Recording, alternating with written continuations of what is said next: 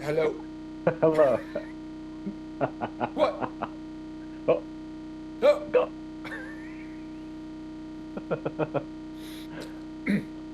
So, people, Yes, people. this is the Masters of the Universe Club. We are a show about mastering your universe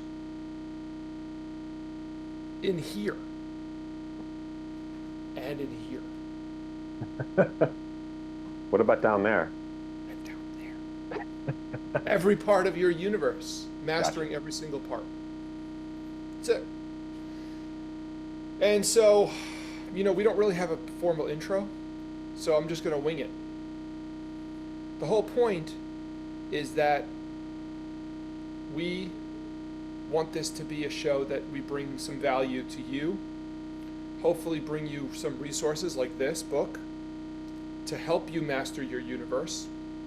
And I guess part of it also, so hopefully, the resources themselves, the discussions around it, are helpful, but also just coming to you on a regular basis and serving as a reminder that, maybe every couple of weeks you fall off the horse, so to speak, you fall off the wagon, you're not doing everything you can to make your life better, but then our show pops up and we're here reminding you and ourselves to do shit to make our lives better. That's the whole point of the show. Heath, I thought you said you didn't have a formal intro. This is an That was pretty, informal that was intro. pretty. Just, That was my informal intro. Master, we're here to help you keep your shit together. Yeah, yeah. So, No loose we, stools. yeah, and we were starting the series with some book reviews, Uh-huh. right? And this being The Miracle Morning, I am this far through the book, Nice. which is page 75 out Okay. of two, like, out of hmm about 230 pages. Nice. So you're up to the meditation section. Yes, I'm beginning. Yes, hmm and I. But in more exciting news, I guess.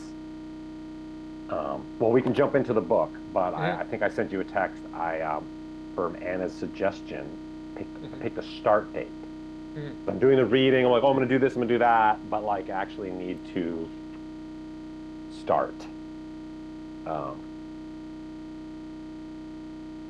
start. What's the word? Start these practices.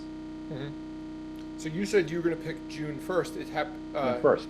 It happens to be May 25th, 2025 at the time of Ah, recording. yes, yes. So, So and about so a you week. picked, yeah, about a week from now you're going to start. Yes. So we're going to talk about chapter 2 today, and I have some, you see I put some notes, I put some um, Mm-hmm. post-its, things I thought were interesting to discuss. But so this book, the prescription of the book is that every morning you get up and do these things, right? And this is going to change your life. That's what the book alleges. There's a section that I highlighted because you don't have to do it every morning. You can, what I do is pretty haphazard, but I feel like it works for me, where I just have reminders in my phone, lots of different reminders. Uh, you know, empty the bathroom garbage, post something on a social media, um, go get my dry cleaning, do journal, exercise, affirmations, all these things. They're all in my reminders, and there's lots of reminders, and anytime they cycle, I do it. So it's not I don't do all this stuff every morning, and maybe I'm screwing it up, probably am, but I don't think perfection is going to be the goal. I think it's just getting on the path. Maybe one day I'll do all these things every single morning. I don't know, but I think it might. I guess I just feel like it's probably helpful for people to hear that You don't have to be perfect, right? You could do your best, and if you don't journal every single day, you're going to be better than you were before when you weren't journaling for sure. And I think every little bit helps. And and it's probably, even if you did every single one of these things every week, or even once a month, I think you'd probably still be in the top 1% of people doing self-improvement Right. stuff. Technically speaking, that's my guess. I don't really know the That's statistics. that's a really great point. Yeah. Really great point. So, did you have anything in particular you wanted to go over? Because I had a few things. No, not like I said, I've been kind of working. I'm a little past this chapter already, so it's going to Mm-hmm. be a review Mm-hmm. on there. Good. But it's you have the stickies in there. I think I'll use your notes as a starting point. Okay. Let's go over my stickies because I think they're good. Yeah. So, the first thing is the chapter 2 is basically about the fact it's called the miracle morning origin, and the fact that this whole process was born out of desperation. Basically, what he talks about is that he hit rock bottom twice. One time he was near fatally injured in a car crash, and he sustained very severe injuries and almost died. Mm. Almost lost eyesight in an eye. They told him he wouldn't walk again. He's doing all those things despite what the doctors told him he couldn't do. But then he talks about how that was his first rock bottom, but it wasn't his worst rock bottom. His worst rock bottom was being actually financially impaired.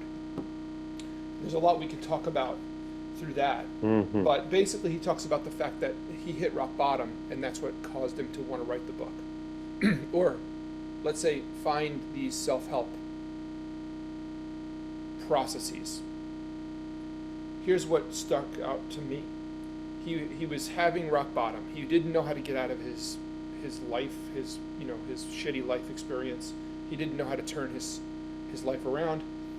Then he writes, I called my longtime friend John Berghoff, who had been exceptionally successful in businesses and was known for being wise beyond his years.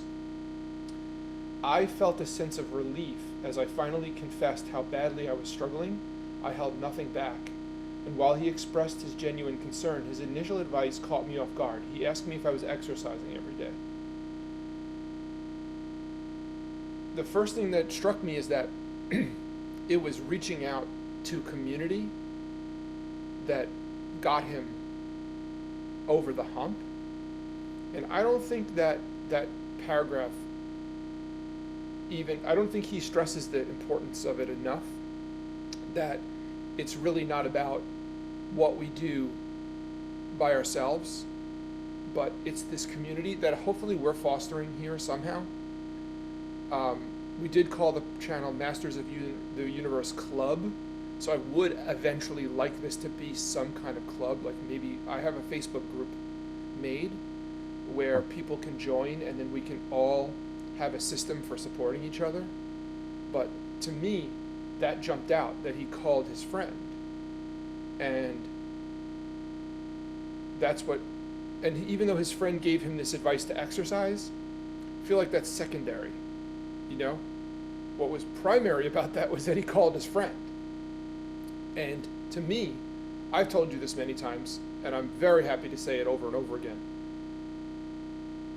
You doing this with me is very important for me, because as much as I would like to do this all, as much as I plan to do this all by myself, who wants to do that? I don't want to do that.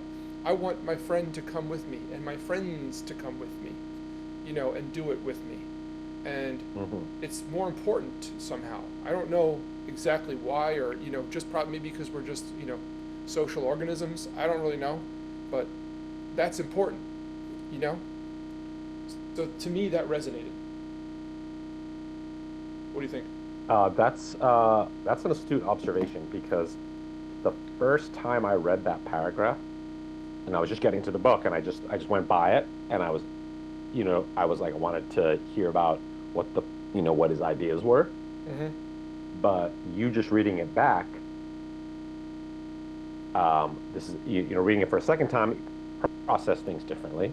I already know where this chapter's going, so I was sort of just like taking in what he's saying, and you're reading it and reflecting on my own times that were pretty low, rock bottom or otherwise. And you hit the nail on the head as you're reading it back. It's like, whoa, actually reaching out and not feeling like you have to cope with everything on your own and just being up in here by yourself. It can be so counterproductive. And like Mm-hmm. just the act of reaching out and unloading can feel liberating. Of course, it's twice as good if you are unloading onto someone who has helpful advice too, Mm-hmm. like get off the couch, my friend. Yeah, But yeah, I totally agree. yeah, no, Because I that's a feel great like, observation. yeah, I because the whole totally point of am, but reaching out and community is huge. community is huge. So, that's why I think that eventually transitioning this whole project to more of a community thing is very important because even though he says he reached out to his friend and his friend gave him this advice to exercise, I feel like, I still feel like, and I can't quite put into words, that the advice itself was somewhat secondary. And I think that there was something more to the idea that he reached out to a friend that wasn't his wife, but he reached out to a friend that, and that marked a turning point and made, whether that was, it's like a chicken egg thing, you know? I don't, I feel like there's something more important to this whole dynamic. You know what I mean? I don't know. I'm not saying it exactly right, but um, any other points on that? Or should I move on to the next little quote? No, I just want to reiterate for anyone listening, if you are struggling to reach out, if you don't have a friend per se, there are so many great organizations out there, whatever you're struggling with. Um, and yeah. Yeah, actually, that reminds me. A friend of mine from high school is, he works at Crisis Text Line. Um, Maybe that's something we should, on this channel and on our socials, promote on a regular basis. I don't know the number, but it's basically just like a 24-hour text line where you can text if you're, in a bad spot and you Hmm. just need support. They're all like, trained and impartial, and anyway. Um, so he goes on. He says, "I had no idea that on my very first run, I would hear a quote that would change the course of my life." And then he goes on, "You know how sometimes you have to hear something at the right time for it to finally click? That morning, I was in the right state of mind, a state of desperation," he says, but I'm going to disagree. And I got it. When I heard Jim Rohn proclaim with certainty, "Your level of success will seldom exceed your level of personal development because success is something you attract by the person you become," he says he stopped in his tracks. What I'm thinking here is that he says, "You know how sometimes you have to hear something at the right time for it to finally click, question mark. That morning I was in the right state of mind, a state of desperation." That's the whole thing. I do think that, because why do these things work? Why does exercise make us feel better at all? I think there's electrochemical reasons, but I also think that there's something about the feeling of taking control of your life. And so I'm actually disagreeing with this statement that he was in a state of desperation and so that quote resonated. I think that the reason the quote resonated was actually because he had already made the decision, subconsciously or consciously, to move forward. And then the quote resonated. And why does that matter? I think it matters because I think that there's probably so many reasons why it matters, but it's like you can sit here and think, oh, do I have to really do all these things that he prescribes to actually become successful? I don't know, but I think that there is something to feeling good and the way you act, what the people want to be around you, your attitude when you're doing a project and you're trying to get something done makes a big difference. I don't know, I think it makes you more creative. There might be electrochemical reasons for it. There probably are. But there is something going on here that makes this important. And I just kind of didn't want to leave what he said at face value because I was sort of disagreeing with it. I think that him reaching out to his friend, him having a realization that he had to do something, the wheels were already turning. He was already over the hump of deciding that he needed to do something. And so when he heard that quote, it was a self-fulfilling prophecy. He was already in the mindset to start getting better about his life. And maybe you don't become successful by doing all these things, but maybe you just feel better. And maybe that's what it's about. And maybe that's all you need. And Okay. I thought that's why Yeah, it's and important for us. it Yeah. Anyway, go ahead. it could be, yeah, and I think there's like a 1 or 2 second delay in our back and forth, so I'm sorry about that. Mhm. I kind of, I catch what you're saying about that, and it may be, it could have just been his writing style, but I think he was saying it resonated because he was already doing that, and that's a way of saying it. That's the way of saying what I am, what I'm going through right now. And again, but it relates back to him being in that state of mind, back to reaching out once you've decided that you don't have the answer already on your own. You look, you're like, I give up. Like, let me reach out, help, give me some help. Like, I can't do it anymore. And his friend's just like, but that's a huge turning point. Like you're saying, he was already made that decision. He'd already started by saying, I have to call someone. I can't figure this out. That, reaching that point, it seems like such a simple thing, but it can be like the biggest epiphany to do that. So I know the way he wrote that chapter, that moment was very important to him. Like the way he wrote it, I was jogging and then I stopped in my tracks, and this quote. I was like, well, let me take note of this quote then. And I read it. I went back and read it a couple times. Like I like. So, that was your second sticky on there. This is my this is sort of still my first sticky. Okay. But and part of it was that I didn't want to leave what he said alone because I wanted to go that one level deeper. Yeah.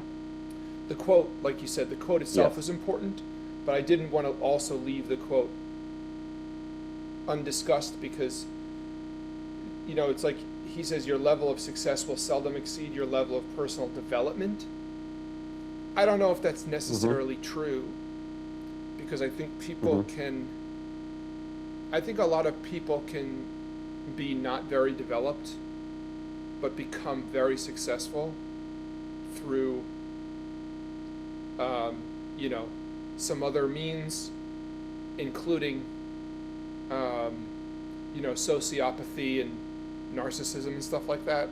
So I don't necessarily think this quote is entirely true, but I do think that there's part of it that's true, is that you'll never really. I think you're set up for disaster if you find success in those other ways. I think that you're on borrowed time, so to speak, and that it's self-destructive and in general sort of like selfish behavior can benefit you to a certain extent, but I think eventually it comes back to bite you, or even if it doesn't, there's a much higher risk of that over time. It's a risky way. Yeah, you know what? That's a really good point. And I guess, taking a step back, before we go any further, like on anything, I guess it's worth acknowledging. It's not like a moral judgment, like if there's right and wrong, which you can argue there is, but you could say there's definitely light and dark. And you and I like to think we are on the side of light, So everything we're going to try to achieve success, but not through the more negative ways you could achieve success. Success, whatever. But we're definitely here to elevate ourselves, but everyone else too. So just want to say, yeah, we're on the side of light, Here, not everyone is. Right. And, some people will openly admit it, and some people just don't even think about it. They're just doing it. Yeah. So. Yeah. No, I'll say it. I'll add to that and just say, and I'll say it in a different way, is that we're here for collective success.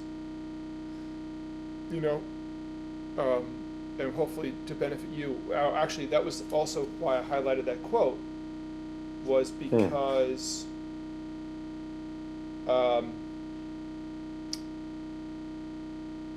no, that's never mind. I'm thinking of something different. Let's go to the next quote. Oh, do you want to see what I'm drinking? Next quote. I wanted to show you this. This is that Olipop. It's like it's allegedly healthy soda, but I'm drinking the banana cream flavor, which is like some people feel is like an abomination, but for some reason I've always liked banana flavored things. It matches. It also matches. Is that probiotic soda? Is that probiotics? It does match. Probe sode. You're knocking back some probe sode.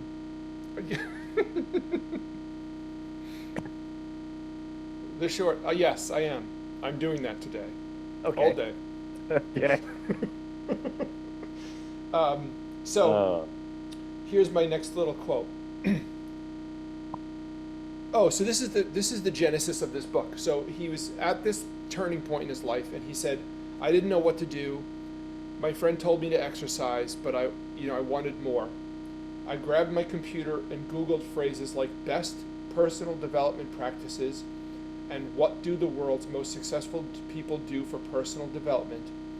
He wrote them all down, and he found that there was a bunch of timeless practices, and there were 6 of them that he ended up settling on.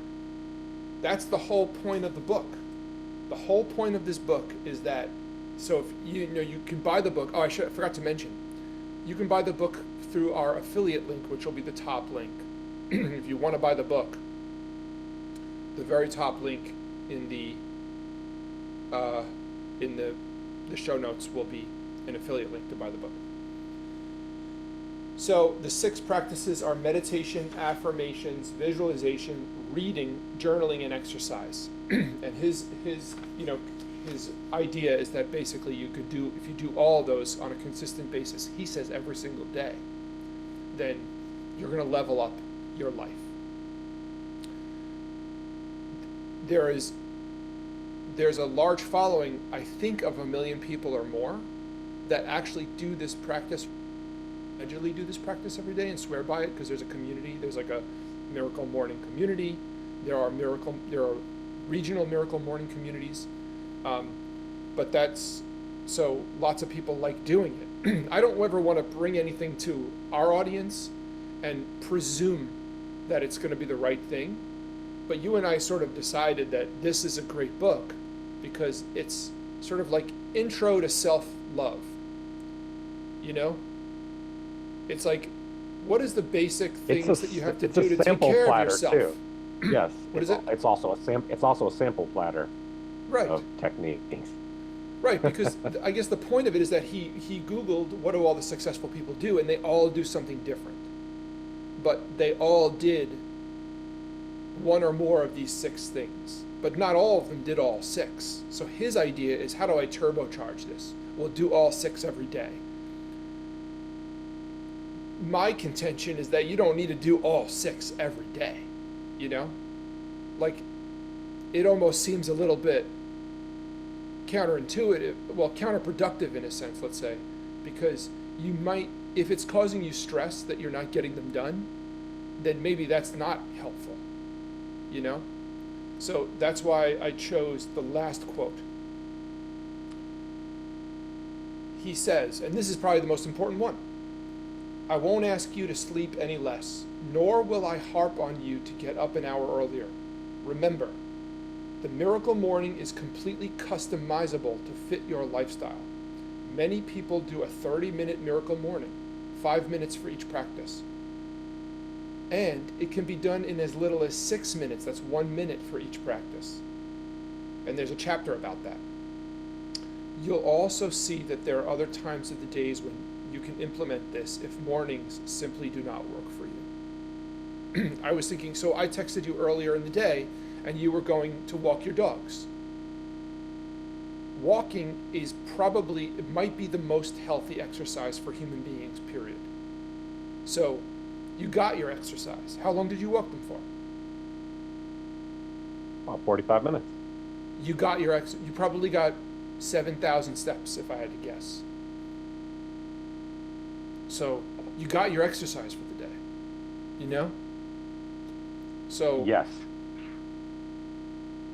I just It's want all to thanks sort of to like, her. yeah, good baby. So that's, you know, so that's like the thing is that this could look different for different people. It's malleable. It's something to aspire to for sure, but it's not something to get yourself all twisted up over and stressed out.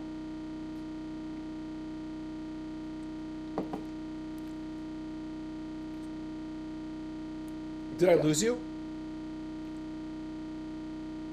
No. Oh, am I still here? Yeah, oh, no, I can hear you. You're just getting a little funky. Can you hear me? Yeah.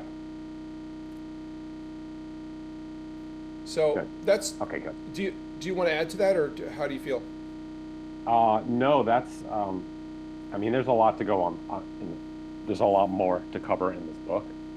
But I feel like those the quotes were good and also some great points, like just to reiterate, um, community reaching out and also don't make the perfect the enemy of the good, right?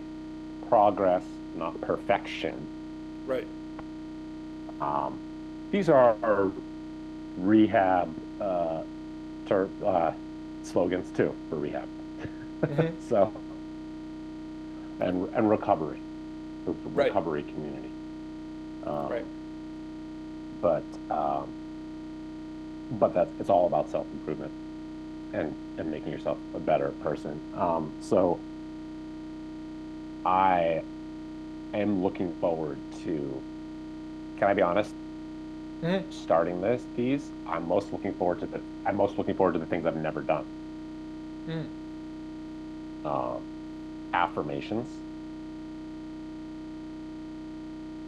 journaling, and visualization.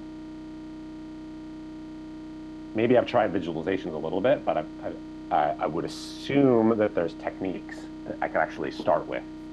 I've never done any of that. So these are 3 things I've never done. And I'm really curious to try them. Because they sound like very low risk things to do. So, right? But like different. Like I at this point in my life, for instance, like just to use an analogy or like a comparison, like trying some new food or flavor I've never had. Like the longer I go, the harder it is. Like, what is this? Like the only things I haven't had are probably like disgusting.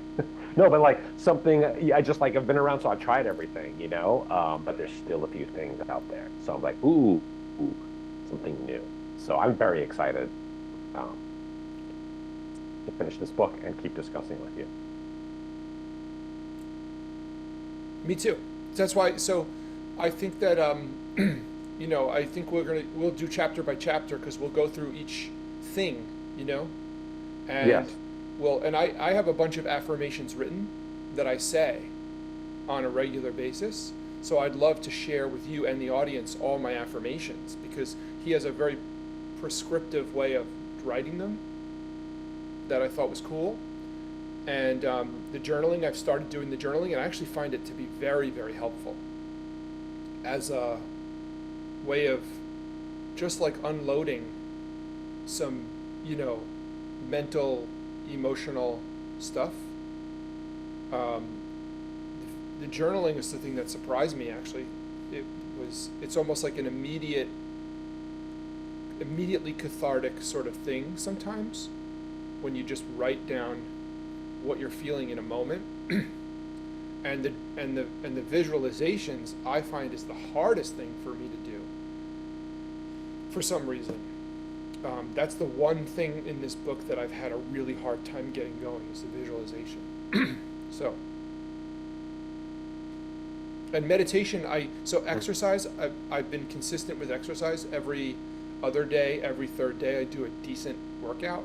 I get a decent amount of steps every day. And meditation, I meditate for probably almost every day.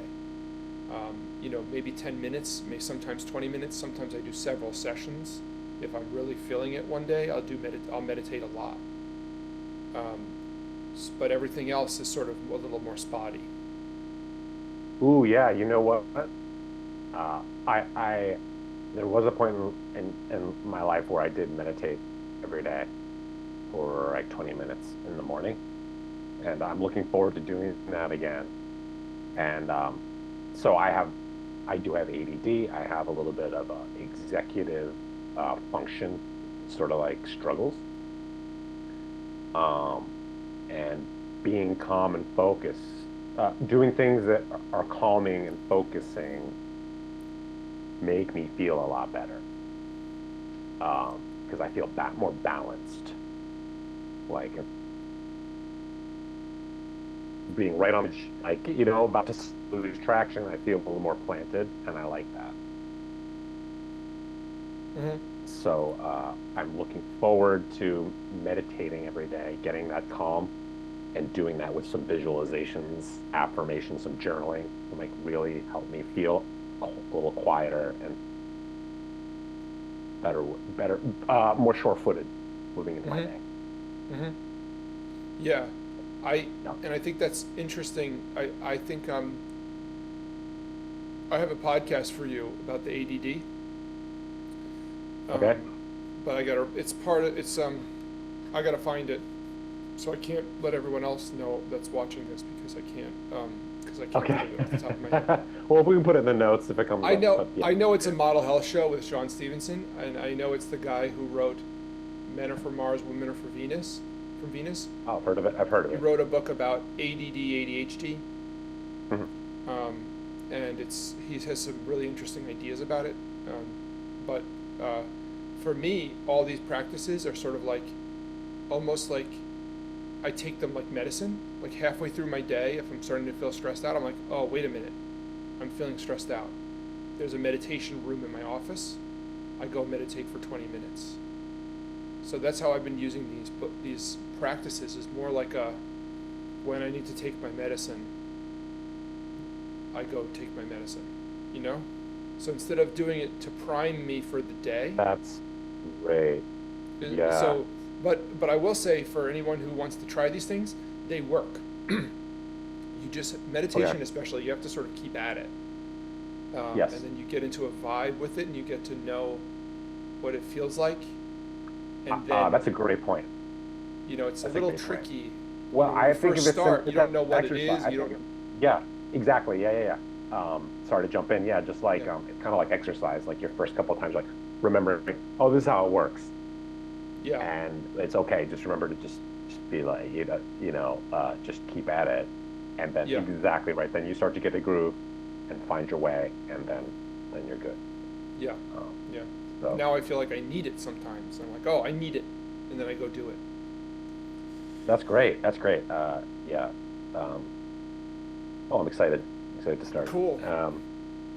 So I think this is probably a good spot to. Yeah. Let's wrap it up. Everybody, thanks for wrap watching. this one up. Yeah. Miracle Morning. Miracle Morning. Link in the show notes, right, for being able to get this book, for Banana Cream Probe Sewed, and any other any other links. I can put a link for this too. Let's blast them out. Let's go, because look, we're at a like I said, I'm starting on the first, so Oh shit. Okay, fine. let's do another one of these. Maybe hit 2 chapters in one show next time. Okay. If you're up for it, I'd be up for it. Okay. Enjoy the rest of your weekend. It's Yeah, a dude. Memorial Day. It's a Memorial Day weekend, everybody. So hope everyone's having a good one, or it's in the future. Hope you had a good one. Okay. All right. Later, dude. Adios.